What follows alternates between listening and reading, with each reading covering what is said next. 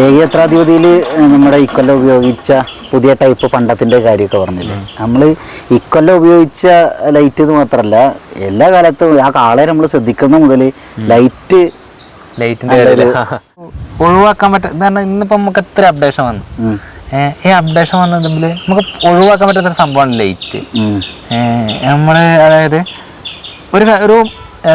മാർക്കറ്റിൽ പുതിയൊരു സാധനം ഇറങ്ങി, നമുക്കിപ്പോൾ അത് നമ്മളതിലേക്ക് നമ്മൾ അഡോപ്റ്റ് ചെയ്ത് വെക്കാം. പുതിയ ടെക്നിക്ക് എന്ത് വന്നാലും നമുക്ക് അതിൽ ചേർത്തേ പറ്റുള്ളൂ, അത് നിർബന്ധം. അതേപോലെ തന്നെയാണ് ലൈറ്റിന്റെ കാര്യത്തിൽ. ആ കാര്യത്തിൽ സുധിയേട്ടനെ സംബന്ധിച്ചു, സുധിയേട്ടനെ ഓരോ സാധനങ്ങളും പുതിയത് ഇറങ്ങണതിനെ കുറിച്ചൊക്കെ സുധിയേട്ടൻ വളരെ അപ്ഡേറ്റഡ് ആണ്. പുള്ളി എപ്പോഴും അതിനെ കുറിച്ച് ശ്രദ്ധിച്ചുകൊണ്ടിരിക്കുകയും ചെയ്യും. അന്നേരം ശ്രദ്ധിച്ച് കഴിഞ്ഞാൽ ആ കാര്യത്തെ കറക്റ്റായിട്ട് പുള്ളി തന്നെ ഒരു പ്ലാനിങ് വെച്ചിട്ടുണ്ടാവും.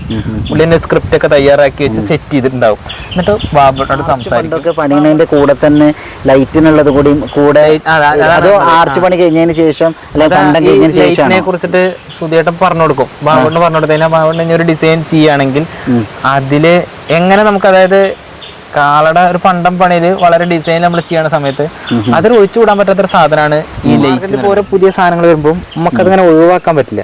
ഓരോ സാധനങ്ങൾ നമ്മളിങ്ങനെ ചേർത്തോണ്ടേ ഇരിക്കണം. ആ കാര്യത്തിൽ സുധിയേട്ടൻ്റെ ഒരു ഇത് പറയുമ്പോൾ സുധിയേട്ടൻ നമുക്ക് പറയാണ്ടിരിക്കാൻ പറ്റില്ല.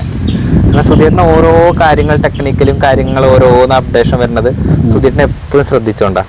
അതേപോലെ തന്നെ എന്തൊക്കെ അതിൽ മാറ്റങ്ങൾ വരുന്നുണ്ട്. ഇപ്പോൾ പുതിയൊരു മോഡല് LED വരുന്നുണ്ട്, ബൾബിൻ്റെ വരുന്നുണ്ട്, സ്ട്രിപ്പ് വരുന്നുണ്ട്. അതെങ്ങനെയാണ് ഉപയോഗിച്ച് നമുക്ക് അതിൻ്റെ എക്സ്പീരിയൻസ്, ഫീഡ്ബാക്ക് കാര്യങ്ങളൊക്കെ സുധിയേട്ടൻ എടുത്തിട്ടുണ്ടാവും. എന്നിട്ട് സുധിയേട്ടനെ നേരെ ഞാൻ മനസ്സിലാക്കിയ സുധിയേട്ടനെ നേരെ ബാബുവിനോട് സംസാരിച്ച് പുള്ളി ഓക്കെ ആണെങ്കിൽ അത് ഫിക്സാണ്. പിന്നെ നമ്മൾ അതിലേക്ക് ഇപ്പോൾ ഒരു അപ്ഡേഷൻ, ഇപ്പോൾ ഒരു ഡിസൈൻ വെട്ടി ഉണ്ടാക്കുകയാണ് വിചാരിക്കുക. ആ ഡിസൈനിൽ ഈ ലൈറ്റിനെ അതിൽ ആഡ് ചെയ്യാൻ പറ്റുമോ എന്നുള്ളത് നോക്കും. കാരണം ഇപ്പോഴത്തെ കാളയുടെ ലൈറ്റ് ഒഴിവാക്കാൻ പറ്റാത്ത സാധനം. അപ്പോൾ അത് എന്തായാലും അതിൽ ചേർക്കാനുള്ള ഭാഗം അതായത് നോക്കും. അതുപോലെ തന്നെ ആ പണ്ടത്തിന്റെ ഒക്കെ കാര്യം ഇപ്പൊ റൗണ്ട് വന്നിട്ടുണ്ട് പ്രൊജക്ഷൻ. ആ പ്രൊജക്ഷനിൽ ലൈറ്റ് ശ്രദ്ധിച്ചിട്ടുണ്ടെങ്കിൽ ഇപ്പൊ ഇങ്ങോട്ട് തിരിയണ പോലുള്ള ഇതിന്റെ ഇടയിൽ തന്നെ വേറൊരു ഡിസൈൻ കൂടി വരുന്നുണ്ട്. മറ്റേ സാധാരണ ഒരുമിച്ച് വരുന്ന അതൊക്കെ ഒരുപാട് ഈ LED അത് നോക്കുമ്പോൾ ചെറിയ ചെറിയ LED സ്ട്രിപ്പുകൾ കട്ട് ചെയ്ത് സോൾഡർ ചെയ്ത് പീസാക്കിയിട്ട് ചെയ്താണ്. അതൊക്കെ ഒരുപാട് ഹാർഡ് വർക്കാണ്. അത് ഞാൻ സമ്മതിച്ചു. കാരണം ഇപ്പോൾ ഈ ലൈറ്റിന്റെ പണി പറയുമ്പോൾ ഇത്രയും ചെറിയ പണി, ഇതൊക്കെ ശരിക്കും തുന്നാര പണികളാണ്. അതൊക്കെ ചെയ്ത് ഫലിപ്പിച്ചെടുക്കല്ലോ. നമ്മളൊരു ഡിസൈന് സങ്കല്പിച്ചുണ്ടാക്കി ആ ഡിസൈനിലേക്ക് ഈ ലൈറ്റ് കൊടുത്ത് അതിൽ പല കളർ കൊടുത്ത് അതിനെ അങ്ങോട്ട് ഫലിപ്പിച്ചെടുക്കുക പറയുമ്പോൾ അസാധ്യമാണ്. ചെറിയ ചെറിയ ഭാഗങ്ങൾ കട്ട് ചെയ്തെടുത്ത് ഉണ്ടാക്കിയതാണ് പറഞ്ഞത്. ഈ ചെറിയ ഭാഗങ്ങൾ ഇതന്നെ കട്ട് ചെയ്തിട്ട് ഇതിന് ഒരുപാട് ദിവസത്തെ പണിയാണ്. ഇതിപ്പോൾ ചില സമയത്തൊക്കെ സുധിയേട്ടന് ഉറക്കം തന്നെ കുറവായിരിക്കും. ചിലപ്പോൾ എത്രയോ ദിവസം ഉറക്കൊഴിച്ചിരുന്നിട്ടൊക്കെ ചെയ്യണതാണ്. അങ്ങനെയൊക്കെ ചെയ്യുമ്പോൾ ആ മനുഷ്യനെ സമ്മതിക്കാതിരിക്കാൻ പറ്റില്ല. സമയത്ത് നമ്മൾ വിളിക്കുമ്പോൾ ഒക്കെ കാണാം അതേപോലെ പണിയിലാണ്, തിരക്കിലാണ്. അപ്പോൾ നമ്മൾ ആ സംസാരിക്കുമ്പോൾ തന്നെ പുള്ളിയുടെ സ്ട്രെസ് എത്ര ഉണ്ട് നമുക്ക് മനസ്സിലാവും. ഒരു അപാര അസാധ്യ മനുഷ്യനാണ് അത്. സുധിയേട്ടനൊക്കെ ഈ ടീമിലേക്ക് വന്നിട്ട് ഏകദേശം എത്ര കളിയുണ്ടാവും? സുധിയേട്ടനെ കുറേ ഉണ്ട്, ഒരു 10-12 വർഷത്തിലോളം ആയിട്ടുണ്ടാവും, മേലെ ഉണ്ടാവും.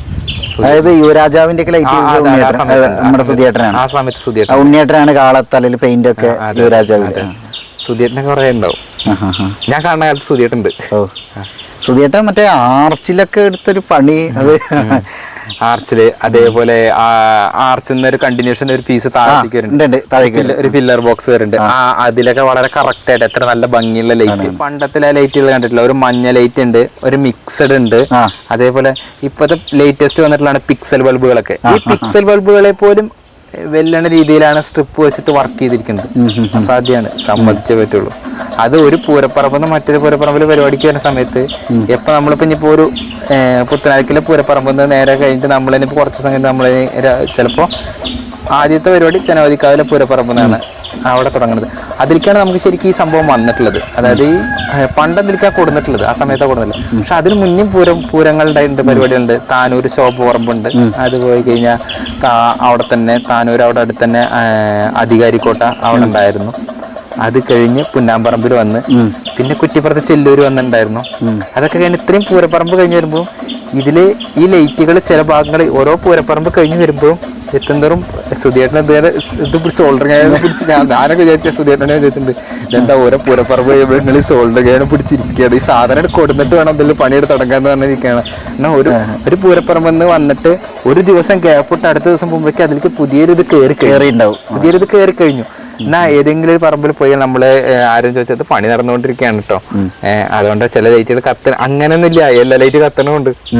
ഇത് പറഞ്ഞപ്പോഴാണ് നമ്മളിപ്പോ പല കാളകളിലും നമ്മളങ്ങനെ പറയുന്നത് ശരിയാവില്ല, എന്നാലും പല കാളകളിലും പല ഭാഗങ്ങളിൽ ലൈറ്റ് കത്താണ്ടൊക്കെ ഉണ്ടായിരുന്നു. ചിലപ്പോ ഇപ്പൊ ഒരു കാളവേലക്ക് ആ ഫുൾ ടൈം ചിലപ്പോ ആ ഭാഗം കത്തുണ്ടായി. ഇവിടെ അങ്ങനെ ഒരു സംഭവം എന്റെ ശ്രദ്ധയിൽ പെട്ടിട്ടില്ല. അതാണ് പറയേണ്ടത്.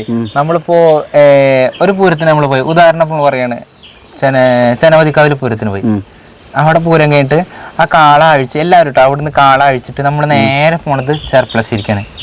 അതായത് ചെനവതിക്കാവിലെ പൂരം വൈകിട്ട് കഴിഞ്ഞ് രാത്രി കഴിഞ്ഞാൽ അടുത്ത ദിവസം വൈകിട്ട് നേരെ പരിപാടി ഇറക്കുന്നത് പുത്തനാൽക്കൽ അമ്പലത്തിലാണ്. അവിടേക്ക് പോയി അവിടെ പോയി കാള പുത്തനാൽക്കൽ അമ്പലത്തിൽ നിന്ന് എടുത്തിട്ട് നഗരപ്രദക്ഷിണൊക്കെ കഴിഞ്ഞ് എന്നിട്ട് വേണം അങ്ങോട്ട് എത്താൻ.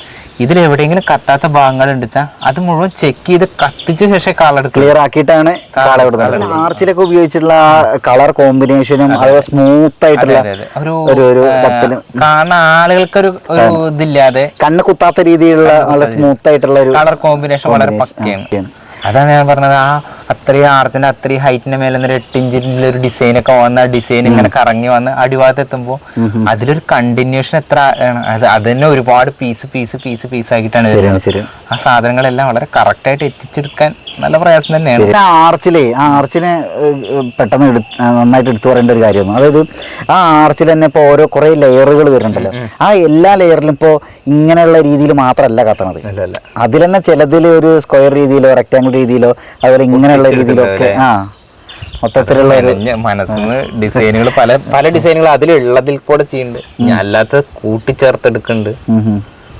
അതായത് അത്രയും മൈന്യൂട്ടായ ശ്രദ്ധിക്കുന്നുണ്ട് കാര്യങ്ങളടക്കം. ഇപ്പൊ നമ്മൾ പറയില്ല കളർ ഫെയ്ഡ് പോലും വരാതെ. അതുപോലെ തന്നെ നമ്മൾ ഇതിന്റെ കാര്യം പറയുമ്പോൾ ഉടലിനെ കുറിച്ചൊക്കെ പറയുന്ന സമയത്ത് ഇപ്പോൾ ഏകഛത്രാധിപതിയുടെ എന്നല്ല, യുവരാജാവിന്റെ ആയിക്കോട്ടെ, അവിടെ ഏത് കളയായിക്കോട്ടെ, ഇളമർത്തമ്പുരാനായിക്കോട്ടെ, ചെറിയ കളയായിക്കോട്ടെ, ഏത് കളയായിക്കോട്ടെ, ഇതിന്റെ ഉടലുകളൊക്കെ എന്നൊക്കെ പറയണമെങ്കിൽ ആ കാളയ്ക്ക് അനുയോജ്യമായ രീതിയിലുള്ള നല്ല ഷേപ്പിലുള്ള ഉടലുകളാണ്. അപ്പൊ ഇവിടെയാണ് നമ്മുടെ വേലായുധേട്ടന്റെ ഒക്കെ വർക്ക്. നമ്മള് എന്താ പറയേണ്ടത് നമുക്ക് തന്നെ വാക്കുകൾ നമുക്ക് കിട്ടില്ല, കാരണം അത്രയും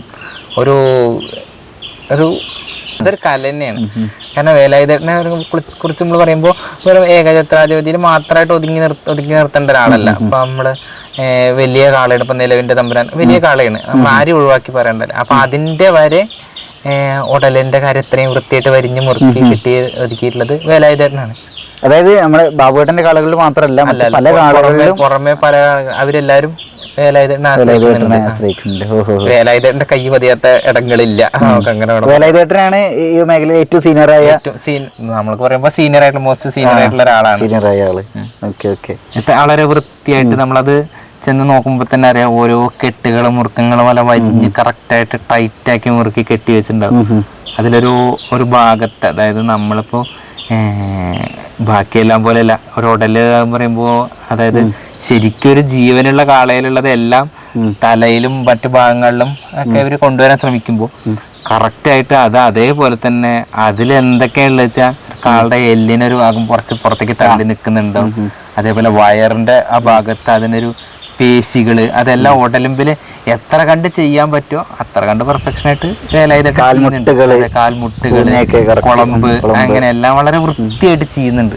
ആളുടെ ഇത് ഷേപ്പ് ചെയ്യുന്ന സമയത്ത് നമ്മൾ ആദ്യം ഒരു മെറ്റൽ വെച്ചിട്ട് അടിക്കൂലേ, അത് നമ്മള് സ്കെൽട്ടൺ, അതായത് സ്കെൽട്ടൺ അടിച്ചിട്ടുണ്ടാവും. പണ്ടൊക്കെ മുളയുടെ അലകൊക്കെ വെച്ചിട്ടാണ് എനിക്ക് ഇവിടെ മുളയിൽ ദേശകാലി കെട്ടുന്ന സമയത്ത് സ്കെൽട്ടനൊക്കെ അടിക്കണം, മുളയിൽ വെച്ച് അടിക്കണം, അങ്ങനെ പരിചയമുണ്ട്. അപ്പൊ ആ സമയം മുതൽ തന്നെ ഏത് സൈസിലാണ് വേണ്ടതെന്നൊക്കെ വേലായുധേട്ടനെ അറിയാം. വേലായുധേട്ടൻ അത്രയും ആ കാലം തൊട്ട് വേലായുധേട്ടൻ തുടങ്ങിയ ആളാണ്. അതുകൊണ്ട് ഇന്നിപ്പോ ഇരുമ്പിന്റെ കമ്പികളൊക്കെ വെച്ചിട്ടാണ് സ്കെൽട്ടൺ അടിച്ചുണ്ടാക്കുന്നത്. അല്ല, സ്കെൽട്ടൺ അടിച്ചുണ്ടാക്കുമ്പോ അത് എത്ര വലുപ്പത്തിൽ വേണം, എത്ര നീളത്തിൽ വേണം എന്നൊക്കെ. അതായത് നമ്മൾ സാധാരണ ഒരു കാളയുടെ നല്ല ഹൈറ്റുള്ള ഒരു വലിയൊരു കാളയുടെ ഇപ്പൊ നിലവിന്റെ തമ്പുരാൻ പോലുള്ള അല്ലെങ്കിൽ ഒരു കാളയുടെ എന്നൊക്കെ പറഞ്ഞാൽ അല്ലെങ്കിൽ എത്ര അധിപതിൽ ഒരു കാളെന്ന് പറഞ്ഞിട്ടുണ്ടെങ്കിൽ അതിനൊരു ഇത്ര വലിപ്പം എന്നൊക്കെ ഉണ്ടായിരിക്കും. ഓരോ കളയ്ക്കും തലക്കനുസരിച്ചിട്ടും തലയുടെ 2 തലകൾ വെച്ച് നിൽക്കുക, കൂട്ടിമുട്ടാൻ പാടില്ല. അപ്പൊ അതിന് അകലങ്ങൾ വേണം, കാലുകൾ തമ്മിലുള്ള അകലം വേണം, ഇടച്ചട്ടങ്ങൾ തമ്മിലുള്ള അകലം വേണം, അങ്ങനെയൊക്കെ ഒരു കണക്കുകൾ കാര്യങ്ങൾ. അപ്പൊ ഇത് ആദ്യം എവിടുന്ന് തുടങ്ങും? അതായത് തലകൾ ഉണ്ടാക്കിയിട്ടാണോ തുടങ്ങുന്നത്? ബാക്കി അതിനനുസരിച്ച് ഉടൽ ഉണ്ടാക്കുക അങ്ങനെയാണ് ഇന്ന് നടക്കുന്നത്. കുറെയൊക്കെ തലകളുടെ വലുപ്പത്തിനനുസരിച്ചിട്ടാണ്. കാരണം 2 തലകൾ വെച്ച് ആ തലക്കനുസരിച്ച് ഉടല്, അല്ലാണ്ട് ഉടലിനനുസരിച്ച് തല അങ്ങനെയല്ല ഉടലിനനുസരിച്ച്.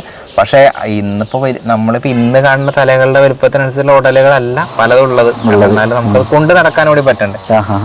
ശരിയാണ്. ഒരുപാട് നീളം വന്നാലും നമുക്ക് വളവുകളൊന്നും തിരിഞ്ഞാല് ട്രെയിലറുകളൊക്കെ പോലെയൊക്കെ ആയി മാറും. വലിയ ലൈലൻഡ് ലോറിയൊക്കെ നീളം വരും ചിലപ്പോ. ഒരുപക്ഷെ പറയാൻ പറ്റില്ല. കുറച്ച് കാലം കഴിഞ്ഞാൽ നമ്മുടെ ഓച്ചിറ കാടകളുടെ ലെവലിലേക്ക് വരെയൊക്കെ. ഇവിടെ വേലായുധേട്ടൻ ബാബുവേട്ടന്റെ